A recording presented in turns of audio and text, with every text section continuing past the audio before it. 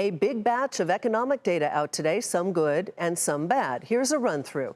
The number of Americans filing for first-time unemployment benefits rose last week as the wildfires in California likely played a key part.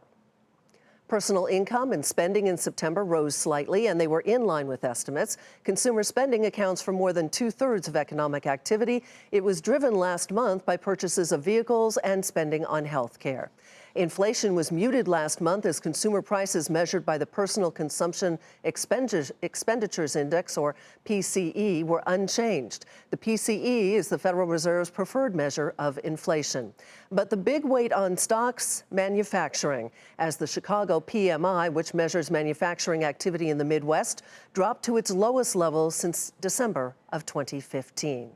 So let's turn now to Joe Brusuelas to talk more about what all this means for the overall economy. He is the chief economist at RSM U.S. Welcome. Nice to see you, Joe.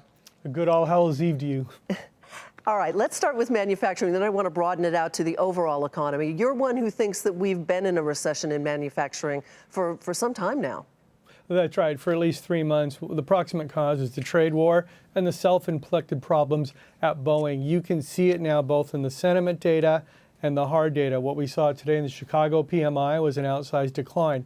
Now, much of that did have to do with GM. However, there are real problems inside that survey that point directly to that trade war. So a lot of people, when they see the employment report tomorrow, may write it off because of the GM strike, but you're one who says not quite so fast. Right. So look, there's going to be a loss of about 50,000 jobs in goods producing and manufacturing, which should suppress the top line. I'm expecting 75,000 net gain in employment. But once we back out the distortion, we'll want to look under the hood to see what's going on in business services, government, education, and health hiring, which has really begun to drive overall hiring. We will see further problems, though, linked to that trade war. Hiring is slowing. By the end of the year, we should see 100,000 per month on average. And by Election Day 2020, it'll be about 50, and the unemployment rate will be going up. But you do not expect a recession, correct?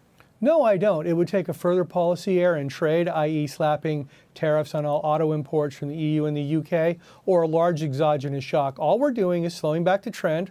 We're at 1.8% right now. That's fine. First half of next year will be around 1%. Not quite stall speed, but slow enough to cause material discomfort across some portions of the manufacturing sector. So what external events, or perhaps events that are on your radar, might derail that scenario?